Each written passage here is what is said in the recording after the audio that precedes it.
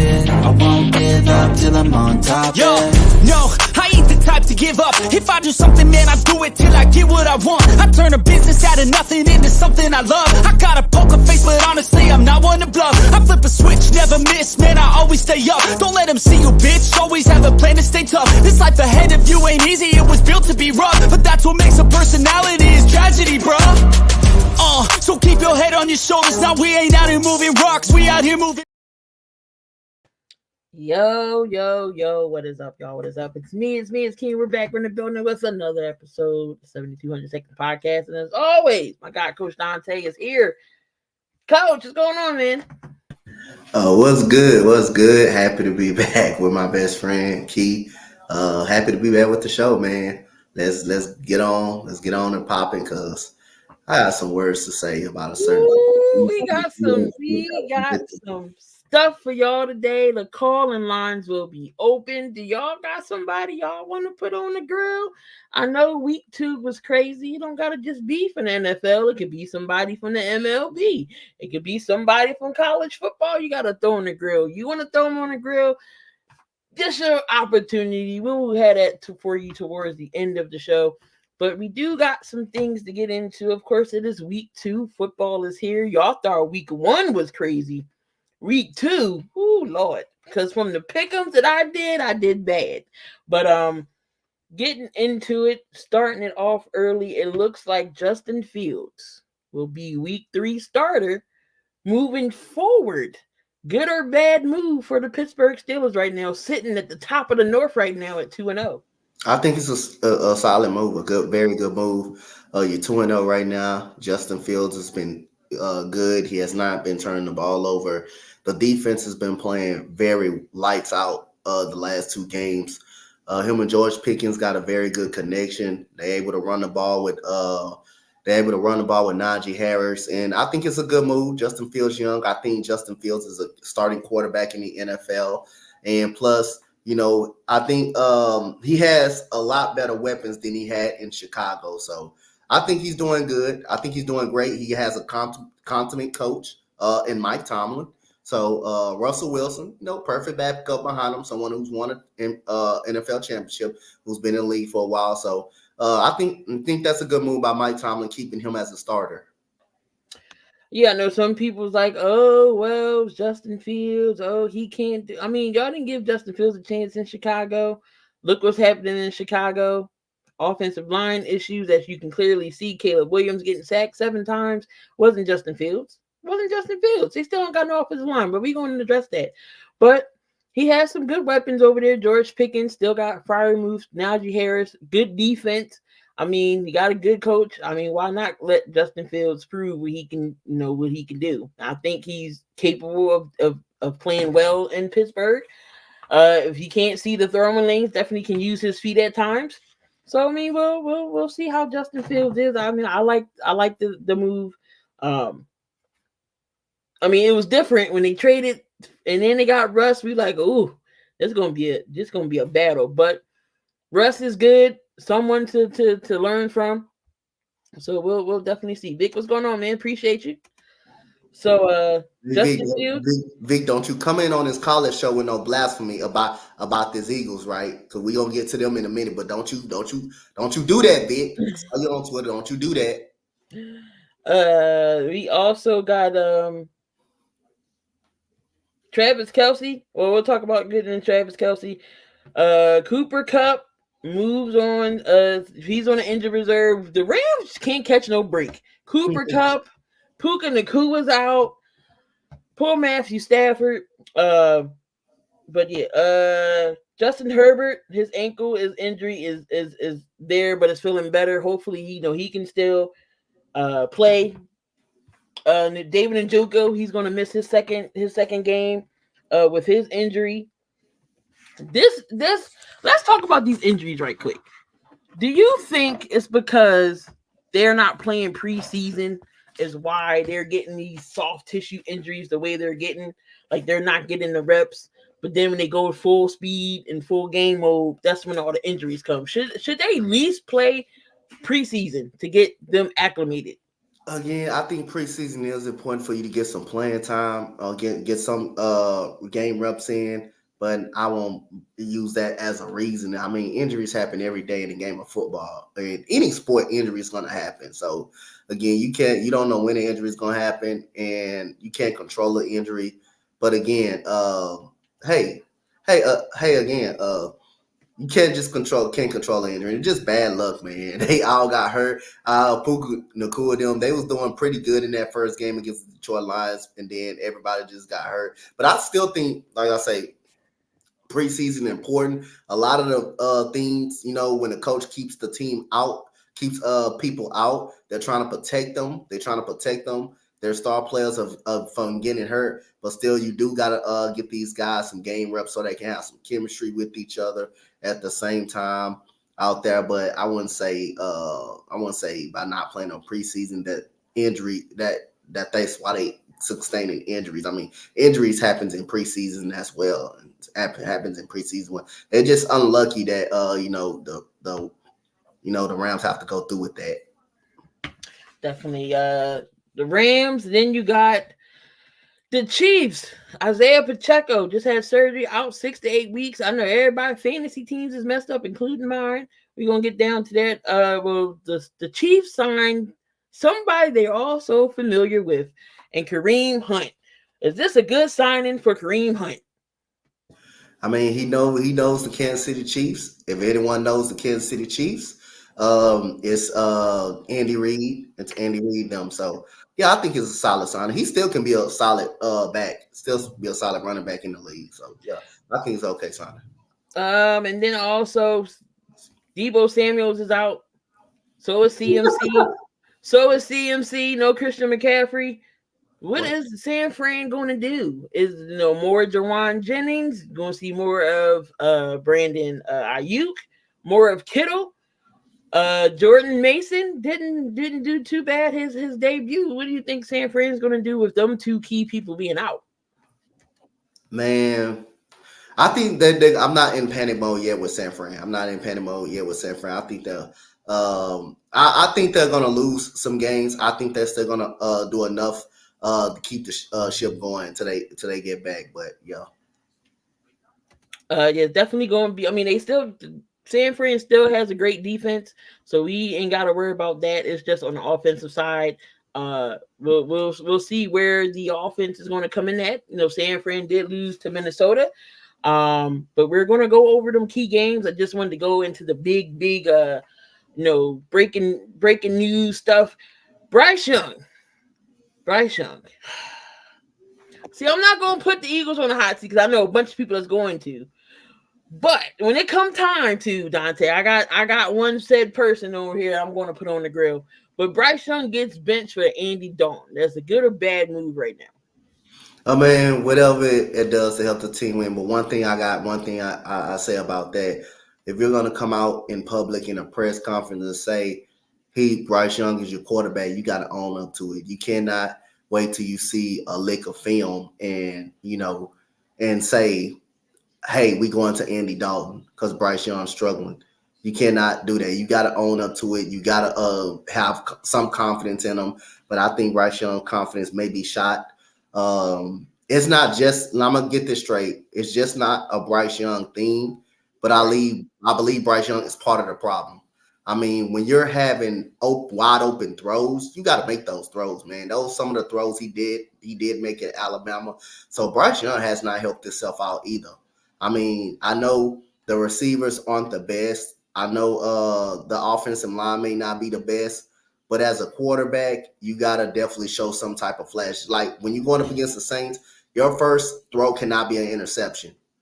Like when you're later in that game, he missed a wide open guy, overthrew a wide open receiver for interception. You have to make those throws. You have to make those type of throws. And I don't believe Bryce Young is the whole blame, but I believe he's part of the problem. But it will all tells you how if Andy Dalton go out there and plays well. If Andy Dalton goes out there and plays well in moving his team up and down the field, then you know that, hey, Bryce Young was probably the problem of the team. If it doesn't, then if it doesn't work out, then the team was actually a problem. The team was actually a problem. But we will only know that. We will only know that if Andy Dalton move this team up and down the field and get this team some wins. We will only know that. We will only know that. That would basically tell you your answer that Bryce Young was part of the problem. And I believe he's part of the problem. I don't believe he's the problem, the whole problem, but I believe he's part of it.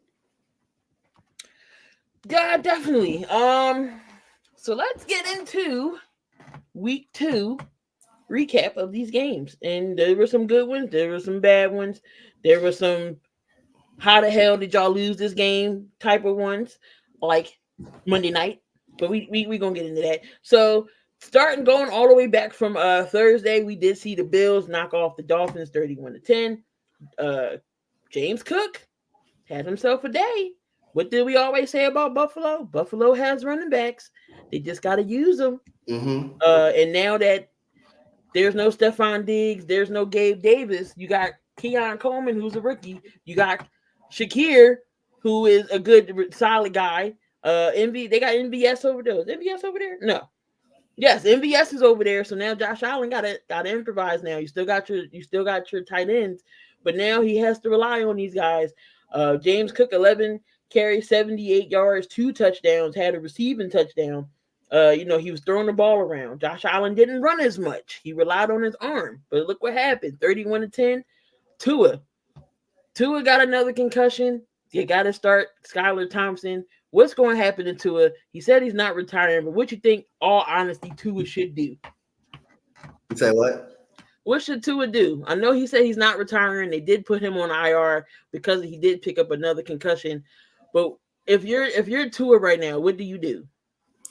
Well, Tua knows his body, but at the same time, hey, I know it's too early in your career, and you want to still play football. But other than that, hey, it's too many concussions, man. Every time you go out now, it's a concussion. Every time you go out, you gotta stop taking. You gotta stop taking those big time hits and stuff like that. So, and plus, you gotta know you can control your body. You gotta know how to land. You gotta know how to land at some point. But other than that, man, I think it's too early in his career to retire. I wouldn't blame him if he does retire because of the concussions. But at the same time, I like I said, I think he's gonna continue playing. I think he will. I just see it's just too early in his career. I think he's gonna continue playing. All right, then you got the Raiders. The Raiders. Oh wait, before that, Schefter just put out that Jordan Love was a limited participant in practice today. So I guess that's a good sign for Green Bay fans. Even though Malik Willis did get them a win, but we're gonna talk about that in a little bit. The Raiders go down to Baltimore and get themselves a win, 26-23. What the Ravens was winning that whole game. What happened in that game that the Raiders came back? Well, they had Ravens had an interception in that game that happened. And like I say, I think you can win games with Gardner Minshew. I think you can win games. He may not be the best quarterback. He may be a backup, but you can win some games. I thought the Ravens defense did pretty well. I thought the Raiders defense did pretty well. They held Lamar Jackson pretty much in check. Max Crosby was just a beast in that game. The Raiders secondary is really good. And plus, like I say, man, Devontae Adams played pretty well. He was a pretty good target for Gardner Minshew. That was a big win, biggest win of the season. I'm not panicking on the Ravens yet. I believe they'll get it. They'll be fine. I believe they'll beat the Cowboys this weekend. But other than that, just a great, solid game by the Raiders. So definitely a great game that the Raiders needed. They'd have lost this game. The whole Raider Nation be going crazy at this point. Uncle Rico is very serviceable. Very serviceable. He was 30 of 18, 276 and a touchdown and interception. I just think maybe the Raiders need some type of running attack. Should have kept Burke. Should have kept Josh Jacobs. Zaire White only 24 points. DJ Turner 2 yards. Matheson 1 yard. Y'all can't win no games like this. You got to set up the running game to set up the passing attack. You had nine receptions, 110 yards, and a touchdown for Devontae Adams. Brock Bowers, 9 catches, 98 yards. So Uncle Rico was throwing the ball around. Defense was on point. Lamar Jackson, 21 of 34, 247, touchdown and a pick. Running game with Derrick Henry, 84 yards. Zay Flowers. But Baltimore just gotta find a way to win games. I think Baltimore will beat Dallas too. Had the Browns defeat the Jags 18-13. We had the Jets beat the Titans 24-17. Minnesota beat San Fran. Minnesota. Sam Darnold looking kind of good right now. Dante 2-0 on the season. What do you think about as many times as Sam Darnold sat back up now? Do you think now it's time to finally let him prove what he can do? He's got to continue doing it. He's doing a great job right now. Justin Jefferson, when you have the leader, when you have the best receiver pretty much in the game is Justin Jefferson, Jordan Addison over there. But Sam Darnold, like I say, he's a veteran in the league. He's been a backup, and he's playing some good football. I mean, Minnesota defense has been also pretty good too. That was a huge win in Minnesota, beating one of the top tier teams in the NFC. That was a huge win, huge statement win by Sam Darnold. He's playing some good football. The Chargers, they coming off hot right now, 2-0 over there in the AFC West under new coach Jim Harbaugh. Justin Herbert, everybody talk crap about Justin Herbert, but Justin Herbert is a dang on good quarterback, regardless with his teams around him. But look who's around him. He don't really have receivers. You lose Austin Eckler. His defense is 50-50, so you got to give Justin Herbert some credit. And I'm tired of the Justin Herbert hate. But 26-3 over a crappy Panthers team, we all know. Will the Panthers get a win this year? Maybe. They possibly maybe could beat the Giants, but we'll see. I don't think they're better than the Giants. Oh no, I don't think they're better than the Giants. Not right now. I don't think they will. Not right now. But like I say, if Andy Dalton comes in and and can move the team up the field, and the team can show some life, and they can get a couple wins, then your problem will be answered. It will tell you who the problem was. But right now, I don't think Bryce Young is the whole problem. I just think he's part of the problem. But I would say the Giants are better than the Panthers. You had the Seahawks going to overtime to beat the New England Patriots 23-20. The Cowboys get their asses spanked. It's a good day. And for me, when the Cowboys get their asses whooped, 44-19. Derek Carr is balling. Raiders, y'all miss Derek Carr? Derek Carr, y'all miss him now? Y'all ran his ass out of Vegas. Y'all miss him now? Derek Carr has scored on every single possession so far this season. Who they play this weekend? Y'all? They play y'all, huh? Oh my goodness gracious! I'm not picking us to win. Yeah, Charlie. Can I pick y'all to win? Derek Carr, 11 of 16, 243, 2 touchdowns and a pick. But the man of the hour, Dallas could not stop Alvin Kamara. 20 carries, 115, 3 tubs. They get the 70-yard bomb from Rashid Shaheed. Derek Carr is balling, and the Saints are balling. The Giants and the Commanders beat the Giants 21-18. The Buccaneers, they beat the Lions 20-16. We had the Packers over the Colts 16-10. The Cardinals beat the Rams 41-10. Let me tell y'all something about Arizona. Arizona last year, they competed in games. They competed. I don't know what Jonathan Gannon got them doing. Maybe Jonathan Gannon. He wasn't a bad coach. Maybe he's just better as a coach than he is a coordinator. Who the hell knows? But I think he's good as a coordinator. I just think the Eagles players ain't that good. Ain't as good as y'all think they are. I think he's actually a good coordinator. I didn't think he was a legit problem like that. But like I said, you see what he doing over there in Arizona. But Marvin Harrison finally gets connected. 3 tubs for Marvin Harrison. Kyler Murray had himself a field day as well. Kyler Murray was 17 for 21, 266, 3 tubs. James Conner, 21 carries, 122 yards, and a touchdown. And then you had Marvin Harrison Jr., 4 catches, 130, and 2 tubs for Marvin Harrison Jr. But they're 1-1 right now. So he says, "Stop it, Jonathan Gannon's trash." Guess what? Did he beat y'all last year in Philly? That same coach you call it trash, he beat y'all in Philly. He whooped y'all in Philly. He came back in Philly. The Steelers against y'all defense, and guess what? Y'all defense just as much as worse. The Steelers the defense still the same. What he love? The Steelers go up against the Broncos. The Steelers are now leading the North 2-0. They're 13-6. 13-6 with the score over the Broncos. But the Bengals, they fall to 0-2 against the Chiefs, 26-25. And then your Texans Sunday night beat the Bears 19-13. Good competitive game there. And then the debacle on Monday night. The Falcons beat the Eagles 21-22 in the last minute and 43 seconds of that drive. Kirk Cousins was good on prime time, but the defense sucked on Monday night. We couldn't get no pressure against Kirk Cousins. This bend it don't break defense. Vic Fangio, I don't know what he was doing. Slade just let Drake London. Here you go. Just let him score. Couldn't stop Bijan. I don't know. I don't know what it was. But anyway. But getting back to some questions here. So Dante, which team in the NFC can you trust right now?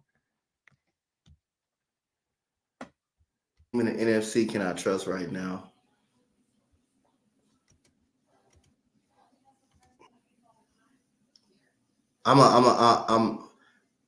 What team in the NFC can I trust right now? I'm gonna go NA. I can't trust nobody as of right now. I mean, San Francisco is banged up. Saints, yes, they look very good, but I don't think they Super Bowl contender. After what I saw from the Eagles, I don't know yet, but I still think that at some point I think they'll get it together. But I'm just saying that I don't trust nobody right now. The Lions, not at this point right now. No, I don't trust no one. Is it time to panic for some of these 0-2 teams? You got Baltimore's 0-2. I think they'll be fine. I'm patient with them. Jacksonville's 0-2. Panic. The Rams is 0-2. Panic. Titans, Colts. Panic. Giants, I ain't worrying about. I think the Colts will be fine. Carolina, I damn for sure ain't worrying about. Not even the answer. All right, y'all. We are officially week 2, but we know we gotta talk about this next one. And Coach Dante, he is up. It's time for the coaches list, y'all. All right, Dante, who is on your list today? Hold up. All right, go ahead. Number 5, you have my guy Nico Collins, man, who is turning into a number 1 wide receiver. Like that graphic right there. Might use that graphic every single time I do my list, but like that graphic right there. Shout out to Key again for that. My boy Nico Collins turned into a number 1 wide receiver at number 5. Y'all see the stat line on the Chicago Bears. And this is why I'm going to tell somebody. When you poke the bear, this type of stuff will happen. Tyree Stevenson on Sunday Night Football, we got a first down and all you on a run play. And all you can see, Tyree Stevenson puts his hand in Nico Collins' face and his helmet. Nico Collins gives him a little punch. Yes, we go 15 yards back. Now it's 2nd down and 24. The very next play, 24-yard touchdown catch for Nico Collins when C.J. Stroud needed him. He was the number 1 guy. 8 catches for 135 is Nico Collins. All right. We got at number 2. Or number 4. Hold on. My bad. Got to get it together here. Who was next? Was it Marvin? Oh, yeah, it was Marvin. All right, hold on. See, I was prepared, but my child was like, "Mom, can you bring in my football stuff?" So I had to hurry up and rush. But anyway, number 4. Number 4, Marvin Harrison Jr. His first game did not get targeted much. This game, 4 receptions, 130 yards, 2 touchdowns. Kyler Murray had 4 touchdowns, 4 incompletions. The four incompletions was to Marvin Harrison Jr., but Marvin Harrison definitely played a great game on Sunday. So number 4 is Marvin Harrison Jr. So Vic got a good question. He said, was it a waste of trade for Stephon Diggs? Absolutely not. If it's anything, it's helping Nico Collins. But seeing what he did last year with no Stephon Diggs, a lot of teams would double him. But I don't think so. Just because of the numbers and he's not getting targeted much, is absolutely helping out Nico Collins. Once people start drawing on, and then Kate Stover. Don't forget about the tight end Kate Stover. My other tight end Brevin Jordan is out, so it'd be a lot of opportunities for Kate Stover. And I think Stephon Diggs is going to get targeted more. I think it's going to really open up more for him. All right, coming in at number 3. Got Josh Jacobs. Now, if you're playing the Colts, your key is to run the football on them. Joe Mixon, 150 yards, 30 carries the last opening week.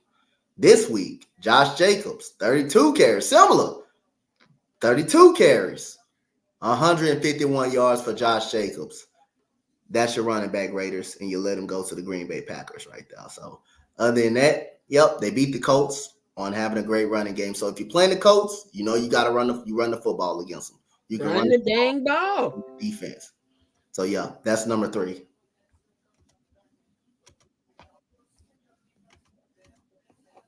Wait a minute. Yeah. Really? All right, hold on. I got you.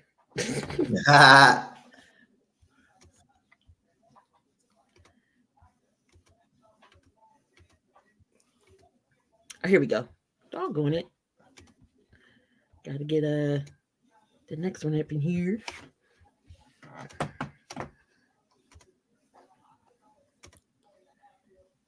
All right, so number 2, Kyler Murray. 4 incompletions was to Marvin Harrison Jr., as I mentioned. 17 of 21, 266 yards, 3 touchdowns for Kyler Murray. This Cardinals team is playing very good. They're very competitive.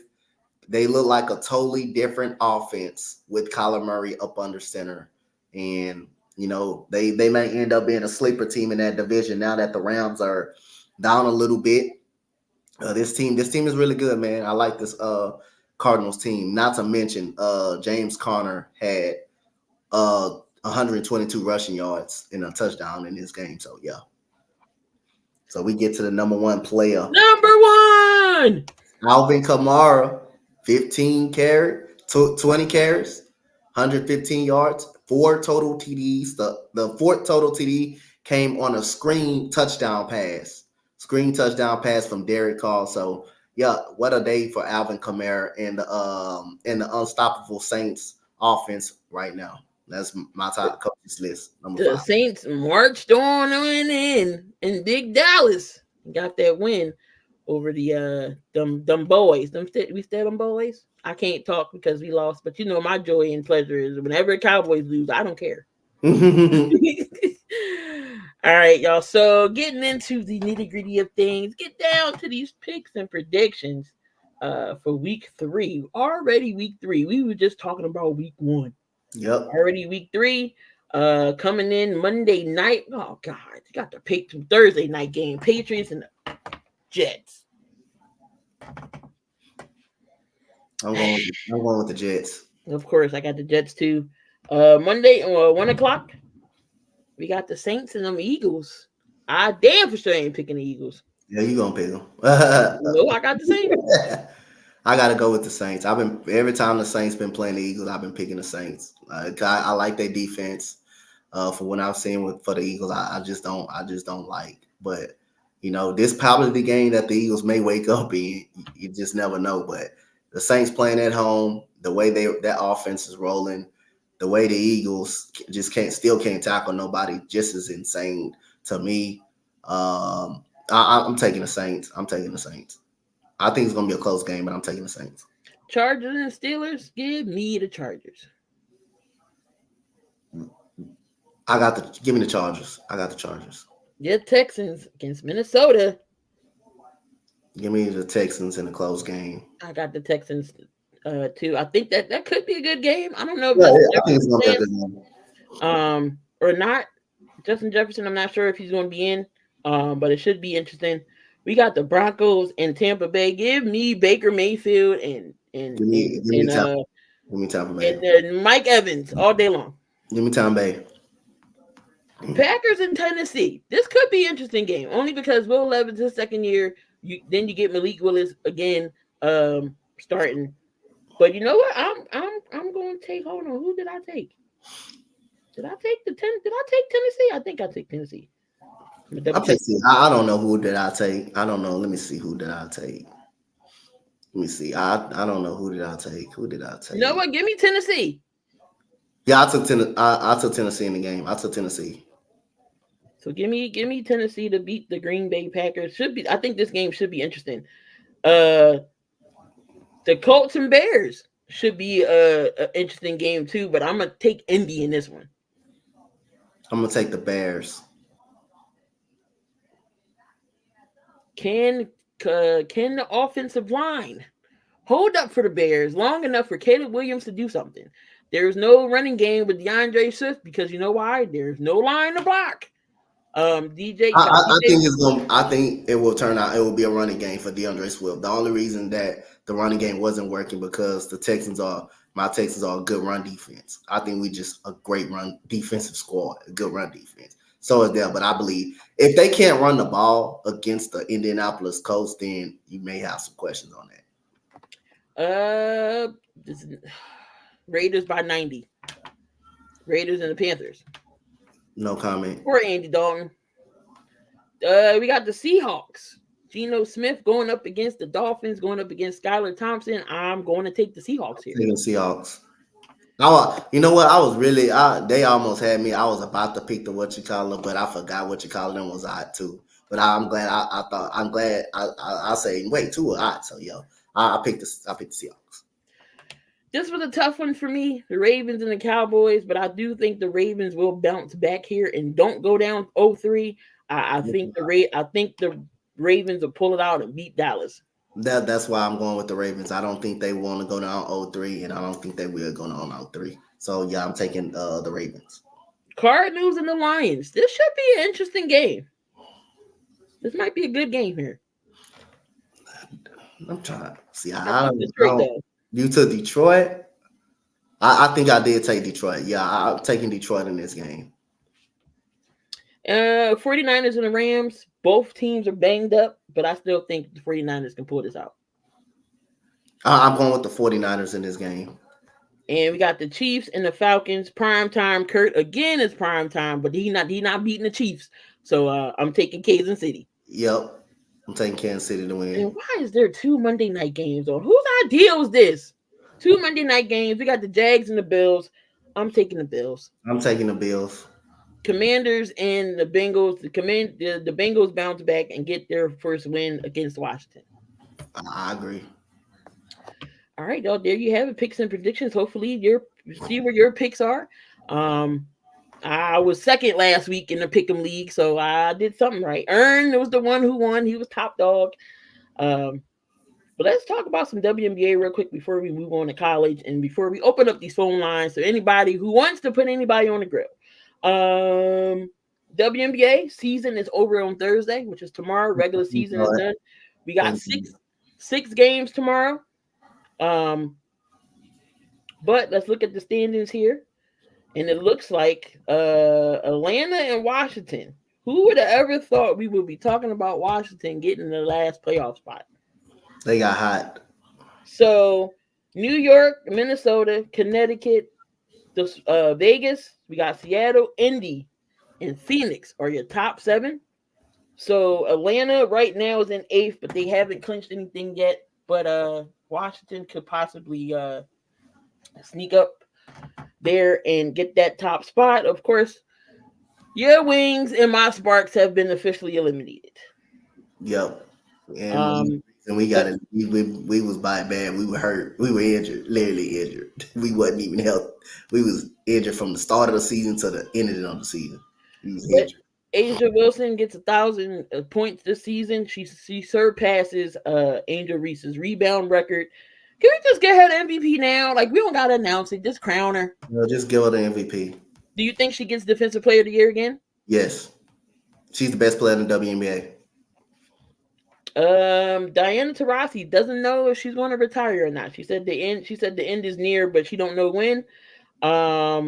She's still a good role over there with the big three. Her and Kalia Copper and BG. BG and my player got ejected last night. Going at her, Rakia Jackson. Them two got ejected last night. Yep. Caitlin Clark. That second, and Dante, we said, how many games did we give him? I gave him like 17 or 20. 20 and 19. That's good. That's good. You're supposed to be. With the talent you got, you're supposed to be. You're supposed to be that good. We said they got to win 10 games. They got to win 20 games. Yep. 17. If they won 17, I think that would be a compliment because you just don't need to be winning on 11 and 12 goddamn games with that talent you got. You just don't need to be winning that. They poured it on in the second half. Kelsey Mitchell. She a bucket. Kelsey Mitchell, Caitlin Clark. What happened to what you call it, to Erica Wheeler? Her ass probably on the bench. Well, she should have been set down from the start of the year. She should never been starting over Kelsey Mitchell. Never. Nope. But the Aces beat the Storm last night. The Mercury get the 4-point victory over the Sparks. Minnesota beats Connecticut in a close game by 2. Walking bucket. Nafisa Collier told him she a bucket every time the ball touches, she a bucket. What she had? 25 last night. The Mystics lose to the Liberty. They were that good. They were 30-9. The Lynx, they were that good. What happened? The Lynx 30-9. They were that good. Yeah.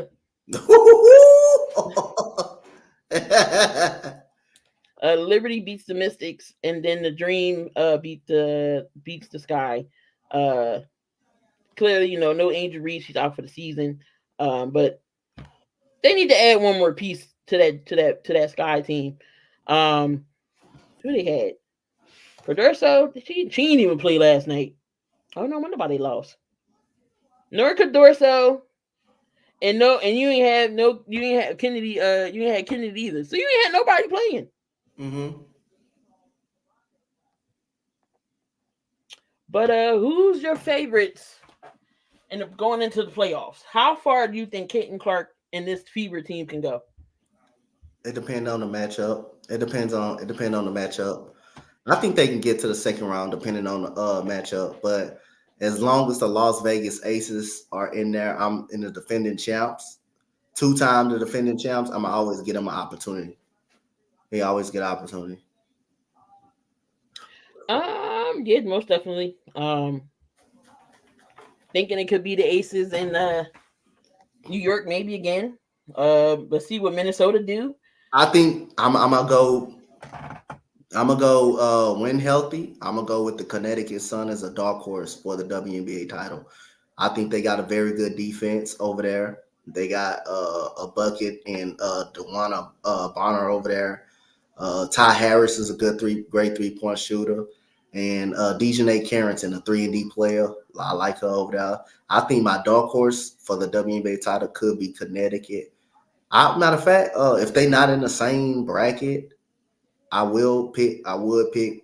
They in the Western Connecticut in the East, right? In the East. I think so. They don't.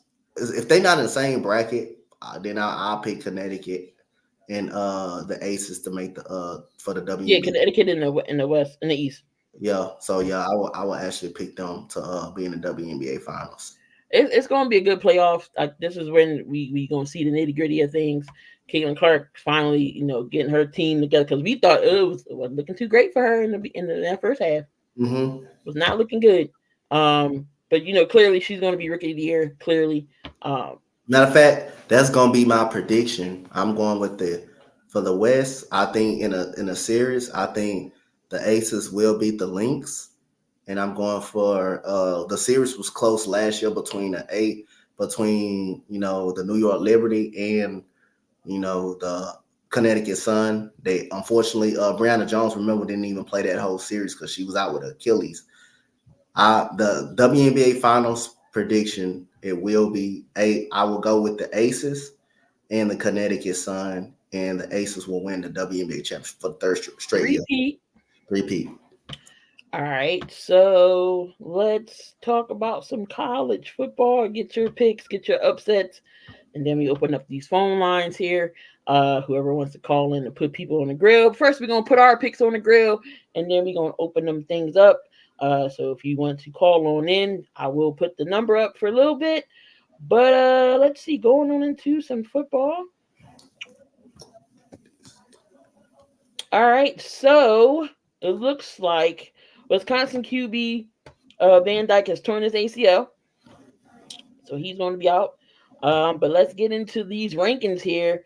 At number 1, taking out Georgia, we got them Texas Longhorns. We got Arch Manning coming there slinging the rock 4 tubs for the injured Quinn Ewers. Talk about your Longhorns, Dante. We're gonna lose to Georgia. But we still make the college football playoff. I think we'll be good enough to make the college football playoff. But I gotta see Arch Manning do it against somebody like Georgia, like Tennessee or something like that. I gotta see him do it. I don't want to watch him. Well, I will always watch my team, but you did against San Antonio. You did against UTSA. So no, it was impressive, but I'm not. I gotta wait till you do it against somebody really good. So you got Texas at 1, Georgia 2, Ohio State 3, Alabama 4, Ole Miss 5, Tennessee 6, Missouri 7. Them Hurricanes is 8. We got Oregon at 9. We got Penn State. We are at number 10. USC 11, Utah 12, Kansas State is 13, Oklahoma State 14. We got Oklahoma at 15, LSU 16, Notre Dame 17, Michigan 18, Louisville 19. You got Iowa State at 20, Clemson 21, Nebraska 22. Cornhuskers, got my cousins up there on the team. We got who else is that 23? Who that? Oh, Northern Illinois is at 23. Illinois is 24, and then Texas A&M is right there at 25. And then, of course, you had your honorable mentions. Anything wrong with that ranking? Everything's good? It's good on my end. Archman is going to play his butt off. My man has been sitting on NIL money and has not been able to touch it. Mm-hmm. Right now, who is leading the offensive in passing is Dart from Mississippi. Jackson Dart. He's leading right now. Then Cam Ward, and then Hoover, Shador Sanders, and then Morton is following up. And rushing right now is Johnson from Iowa, Caleb Johnson. Who's leading in receiving yards right now is Nick Nash from San Jose State. Is your top 25. But let's get into some picks here. Nebraska and Illinois. Friday night. We'll kick it off.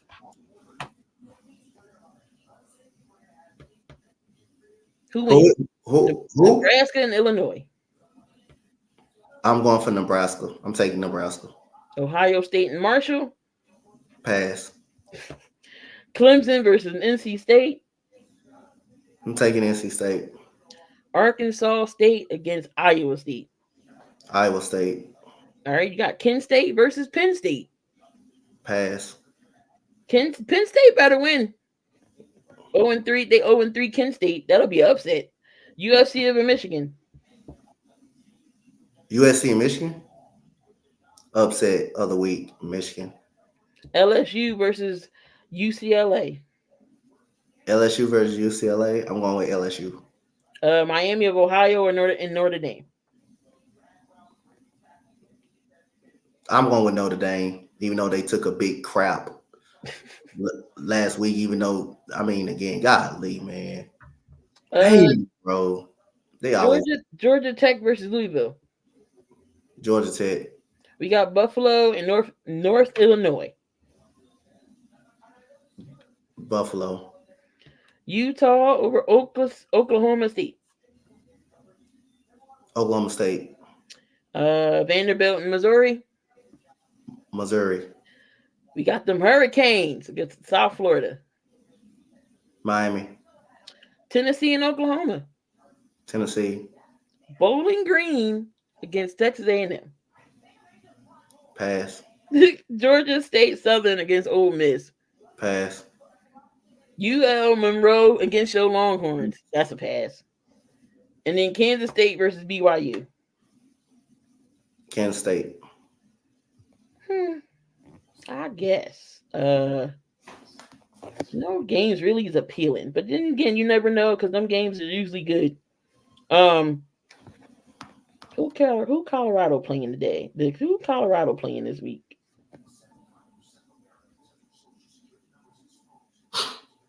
Because they had some slack because Shadora didn't shake quarterback's hand. Oh, they got a bye? I think so. They ain't playing this week. Oh, they get to chill. All right, y'all. It is time. That time. The phone lines will be open, but before I do that, Coach, who you throwing on a grill this week? Man, I hope Vic don't come in here with his bull crap. I ain't trying to hear that. Because this is on calls for the game that I watched, the Monday night football game between the Eagles and Falcons. I'm not even an Eagle fan. And I was pissed off about that. If you, the coach of that team, you're running the football very well. They got one timeout left. First of all, they jumped off sides on purpose to prevent the tush push. And Nick Sirianni declined the penalty, which was the right thing to do. They do the tush push. Now they come off the timeout. They get about 6 yards to make it at least 3rd down and 4. Give up a time to force them to give up another timeout. So now they without no timeouts. So you got about 1:42 left to go. It's 3rd down and 4. Saquon Barkley, that's the second time of the night that you ran the ball and you trusted that big old ass offensive line. Saquon Barkley got you down now in that offensive line. That defensive line is tired. So why would you throw the ball to stop the clock? And if you end up short, 4th and 1, tush push again. They can't stop it. Is they going to go outside on that one? Is they going to go outside on the tush push on that one? Will they go outside on that one? No, because you give up a free 1st down, and then the clock will stop. The clock will stop. So you tell me why you throw the football and you stop the clock. And all of a sudden, now you have to go for the field goal. You're forced to go for the field goal. Instead of trusting Saquon Barkley. Now, Saquon Barkley is not a great pass catcher. If you guys don't know that. He's not a great pass catcher out of the backfield. He has more drops than any running back in the league for the last couple of years.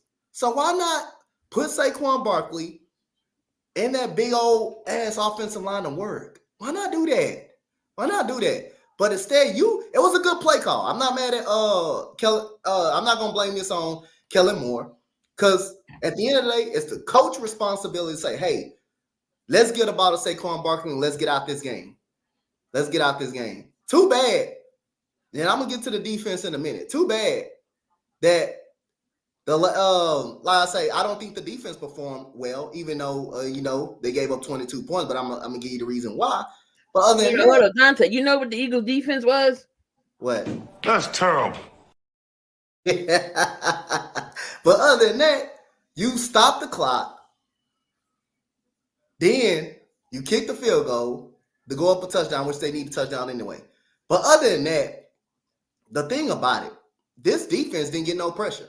That defense only had one. Where was that defensive line at? Defensive line only had 1 sack. Only had 1 sack all night. No pressure at all. Now I'm gonna take you back to earlier in the game. I'm gonna take you back to the earlier in the game. It's 3rd down. It's 3rd down and about 8, I believe. Kirk Cousins them have the ball. They have the ball. It was a check down to Kyle Pitts. It was a check down to Kyle Pitts. It was 2 Eagles defenders right there with a chance to stop them. 2 tackles missed. Instead of 4th down and 8, it's 4th and 3. It's 4th and 3. They go for it. He hits Rodgers right over the middle for a 1st down. You know what happens the very next play? Oh, you decide to blitz? touchdown. CJ Gardner-Johnson gives up a touchdown, man-to-man. That's what happens. Instead of 4th and 8 and tackling Kyle Pitts, two Eagles missed the tackle. All of a sudden, they get the first down. Then guess what? Hey, CJ Gardner-Johnson gives up a touchdown. But he did get that. He did make up for it. He didn't make it up for it, yeah. 4th down tackle. Which, matter of fact, that fourth down stop, that's when the Eagles had to kick a field goal because Jonathan Gannon did what he did. But the final drive, you playing prevent defense. You playing prevent defense the whole time. No pressure at all. And guess out of all people, I know this is gonna be more upsetting than Gooley. Y'all remember Darnell Mooney, right? Yep. Who that kid? Who he came from? Who Darnell Mooney played for last year? Chicago. There we go. Darnell Mooney gets a post route out of bounds, and plus 2 tackles were missed. He hits Darnell Mooney again, and then you get the second down. Drake London. Darius Slay looking at the quarterback. Drake London right there in the end zone. And of course, you got the finale of this one. Of course, you want to blame that interception on Jalen Hurts? Yes, which was a bad interception. But guess what? That's what you get when the coach puts you in that type of situation. When the game shouldn't have been over, and when that defense should not have been on the field, because the defense know you're gonna want to try to get a big play. They know you need a field goal. They know, hey, we can't let them at least get to midfield because Jake Elliott is one of the best kickers in the NFL. So what your quarterback gonna try to do? He's gonna make a play. He's gonna try to make a play. And Jesse Bates had a great night that night because Devontae Smith dropped a touchdown pass, which is Jesse Bates knocked the ball up out his hands. That was a key moment in the game. But the first Eagles drive of the game, guess who got you down the field? Saquon Barkley. And you know what happened? 2 throwing plays in a row. Throwing plays in a row, and you drew up a play for Johnny Wilson. And the very next play, nobody gets open. Jalen Hurts rolling out, incomplete pass.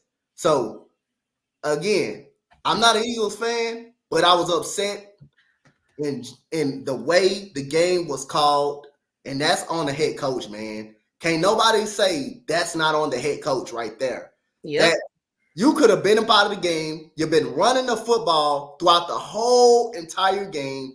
The Falcons D-line was really tired throughout the whole night, and you decided to take the ball out of Saquon Barkley's hands in the run game, knowing he's not a very good pass catcher, knowing that that Saquon Barkley needs to hold some blame because he did drop the ball. If he caught the ball, then nobody wouldn't be talking about this. But since he did drop the ball, we are talking about this. And let's get to this defense and the missed tackles. Hold up, Monte. We got a caller on the line. I know who's on the line. I'm expecting who it is.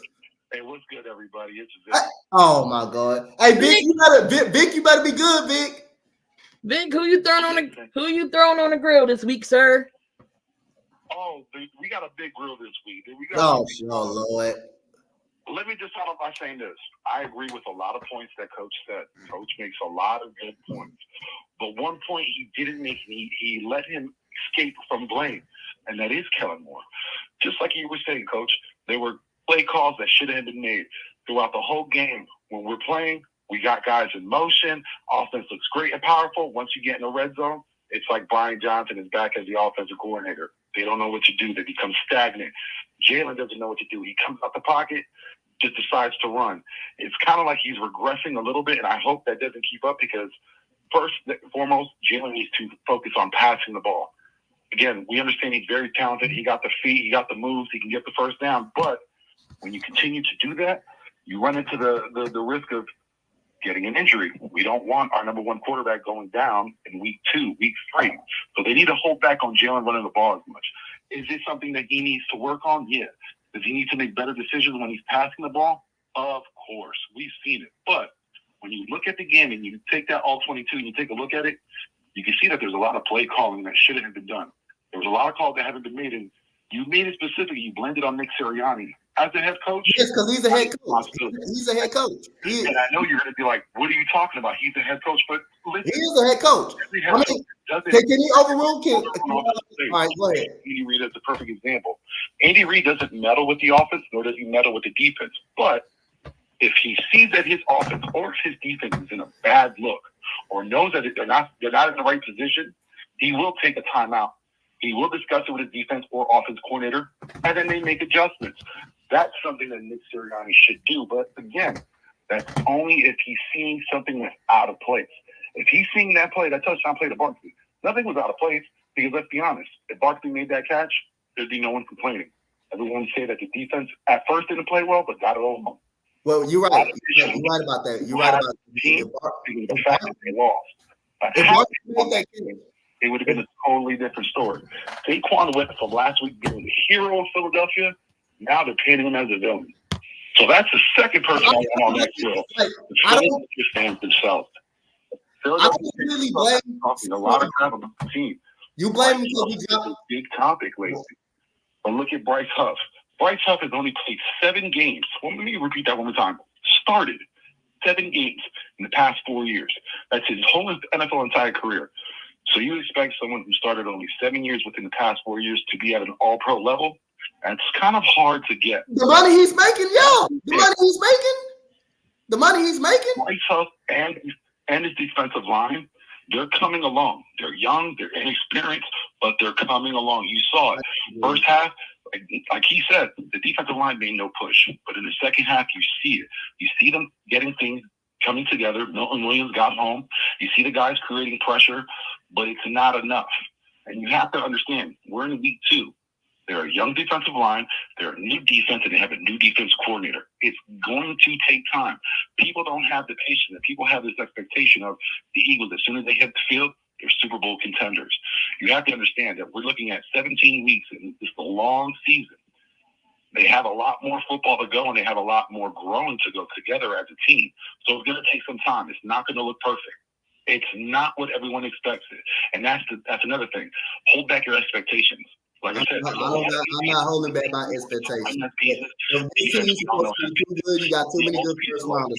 I can't hold back my expectations. I'm not holding back my expectations. So there's a lot of issues that go around.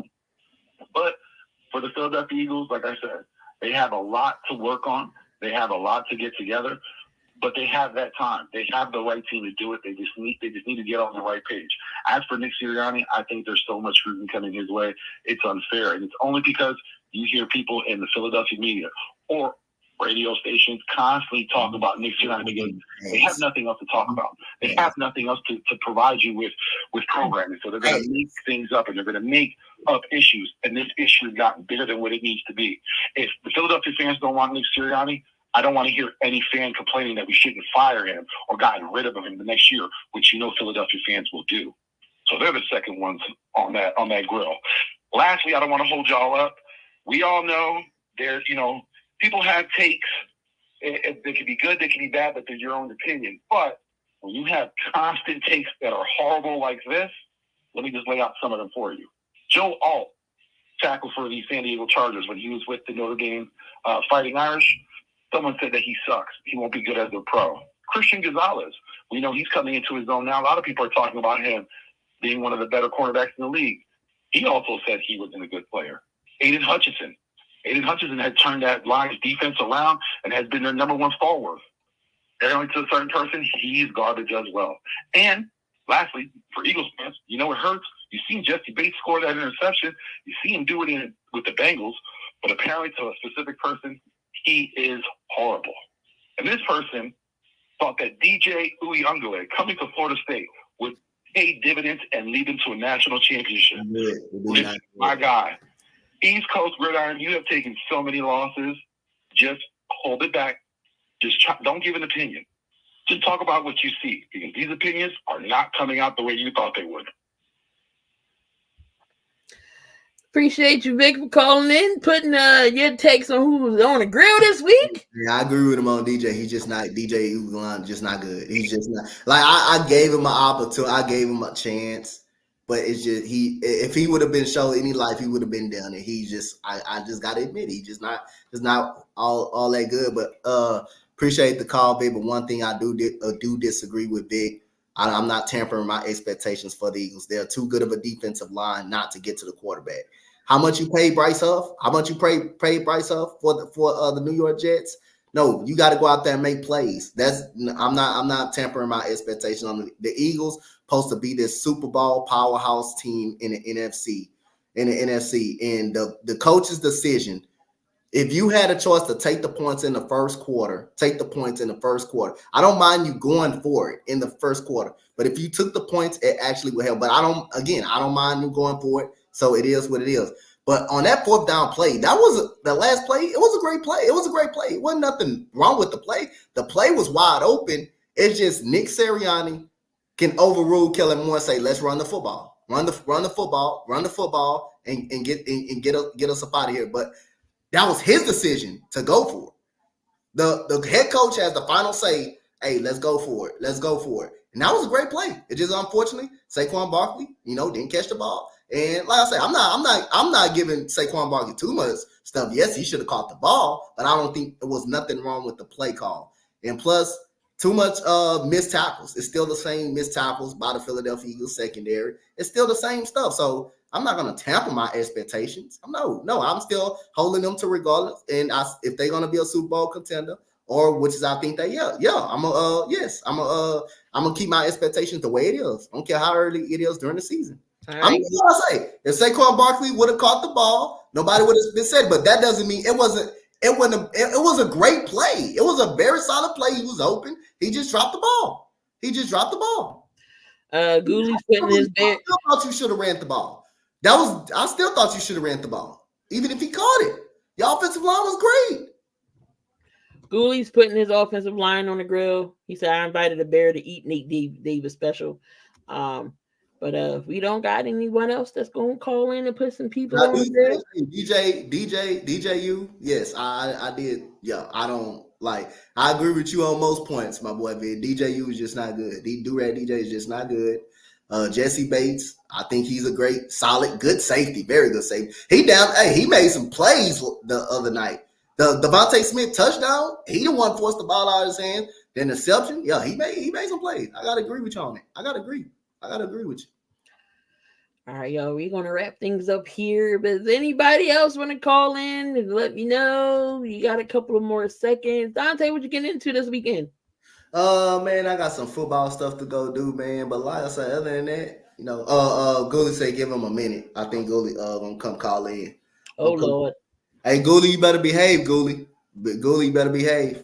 I'm about to say Gooley don't be all long-winded on here either. A couple, 5 minutes at the best. I respect my boy Vic. It's always a good debate between me and Vic, man. Like I say again, the Eagles still gonna be a good team, but I can't just tamper my expectations on them like that. But most of the points are true. I just can't say DJU is very good though, but I just can't really say that, bro. I can't say it no more, bro.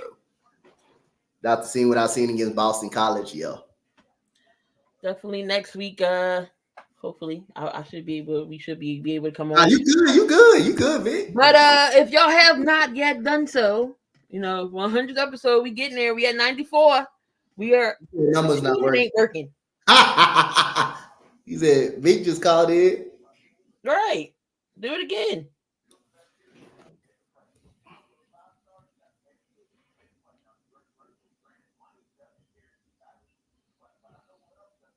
Not to say it works. It better work.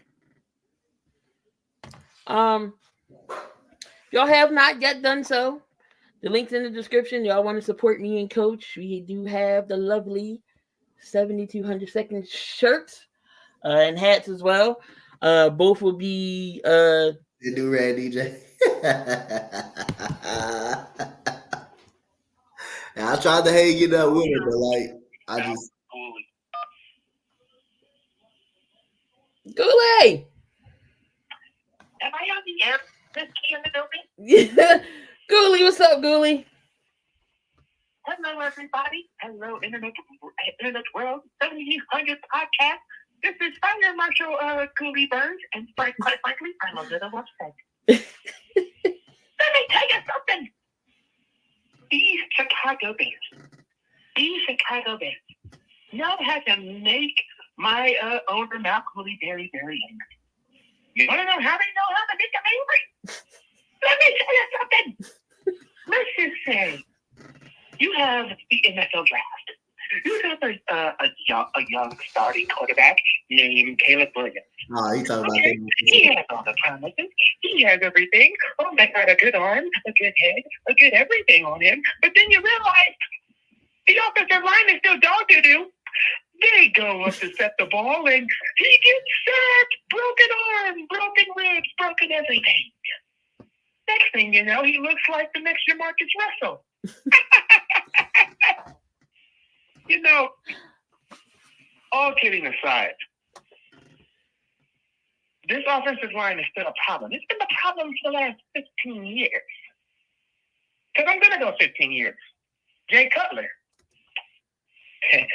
It didn't matter. Jay Cutler, Mike Glennon, Mitchell Trubisky. Oh, yeah. Justin Fields. Even Andy Dalton and Nick Foles, they all have something in common.